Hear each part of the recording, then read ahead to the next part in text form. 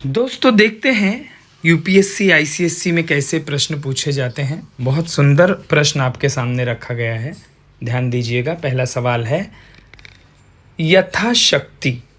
यथाशक्ति ये शब्द है, अगर हम देखें यथा प्लस शक्ति, ये जो शब्द है इस शब्द में कौन सा समास है। पहला आप देखिए तत्पुरुष समास दिया गया है, दूसरा है अव्ययी भाव, तीसरा समास का उदाहरण इसमें दिया है द्वंद्व, और चौथा है कर्मधारय। तो क्या होगा इसमें? यथाशक्ति दो शब्द है, अगर आप ध्यान दें तो यथा शब्द जो है वो क्या है? वो अव्यय है और शक्ति संज्ञा है। तो जब अव्यय है तो वो अव्ययी भाव के अंतर्गत आएगा, इसलिए यथाशक्ति अव्ययी भाव के माध्यम से हम समझ सकते हैं कि समास है। अगला है कमल शब्द का पर्यायवाची कौन सा शब्द नहीं है। चार ऑप्शन आपके पास हैं, कौन सा शब्द कमल का पर्यायवाची नहीं है, जिसमें जलज है, पंकज है, राजीव है और मयंक है। आप समझ सकते हैं जलज पंकज ये दोनों पानी से संबंधी है, कीचड़ से संबंधी है, राजीव भी कमल से संबंधी है। तो क्लियर हुआ गया कि मयंक का मतलब होता है चंद्रमा चांद, यानी यही जो है वो कमल का पर्यायवाची नहीं है। क्लियर हुआ? इतना हम समझे। अगला सवाल देखते हैं। अगला प्रश्न और भी थोड़ा महत्वपूर्ण है, इसमें दिया हुआ है, ये भी हमें कंपटीशन के एग्ज़ाम में बहुत ही इम्पॉर्टेंट होता है। अभिज्ञ।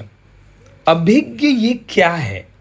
ये जो शब्द है इसका विलोम क्या होगा? ध्यान से समझिएगा। इसके विलोम में देखो आपके सामने ऑप्शन आ रहे हैं, तो इसमें आपको क्या लगता है? अभिज्ञ यानी जो जानकार है, और जिसका अपोजिट होगा अनभिज्ञ, तो इसका सही आंसर होगा अनभिज्ञ। प्रज्ञा और ये सब चीज़ें नहीं होगी, ठीक है, अनभिज्ञ। तो अगला प्रश्न है, इस पर हम ध्यान देंगे।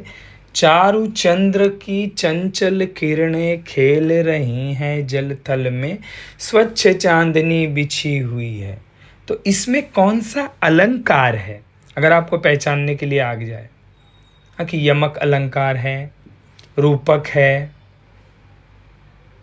अनुप्रास है, कौन सा है? तो आप देखिए क्या दिखा है। इसको अगर हम समझें तो च और ल बार बार इसमें रिपीट हुआ है, यानी ये कौन सा अलंकार हो गया? आप समझ ही सकते हैं, अनुप्रास अलंकार, जिसमें बार बार आवृत्ति हो रही है। तो इस तरह से हम पढ़ेंगे तो निश्चित समझ जाएंगे। और मेरा चैनल सब्सक्राइब कीजिए। अगले लेक्चर में, अगले वीडियो में मिलेंगे। धन्यवाद।